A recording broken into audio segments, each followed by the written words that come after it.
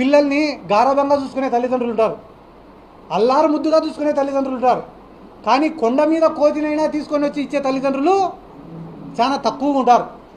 బైరెడ్డి శబరి గారికి డాడీ నాకు MBBS seat కావాలంటే కొనిచ్చినాడు, డాడీ నాకు పీజీ సీట్ కావాలంటే కొనిచ్చినాడు, డాడీ నాకు ఎంపీ సీట్ కావాలంటే కొనిచ్చినాడు, 100 కోట్ల ఆస్తులు ఇచ్చినాడు. ఈ ప్రపంచంలోనే లావిష్ లైఫ్ స్పెండ్ చేసుకునేంత అవకాశం నీకు ఇచ్చినాడు మీ ఫాదర్. అటువంటి మీ ఫాదర్ని ఎవడు పడితే వాడు విమర్శిస్తుంటే ఒక్కరోజు స్పందించని బైరెడ్డి శబరి గారు సిద్ధార్థ రెడ్డి పైన మాట్లాడమంటే మాత్రం అమెరికాలో ఉన్న ఫ్లైట్ ఎక్కి కర్నూలుకు వస్తారు. ఎందుకు? ప్రతిపక్షంలో ఉండాళ్లే ఏం మాట్లాడినా చెల్లిపోతుంది, నేనేమన్నా మాట్లాడినా తిరిగి మాట్లాడాడులే. ఒకవేళ వాడు ఏమన్నా మాట్లాడితే నేను వెంటనే ప్రెస్ ముందు కూర్చొని మహిళను ఎవరైనా ఇలా మాట్లాడచ్చా అండి, డాక్టర్ని ఎవరైనా ఇలా మాట్లాడచ్చా అండి అని ఏడ్చి మళ్ళీ బురద అంతా వాడిపైన చల్లొచ్చని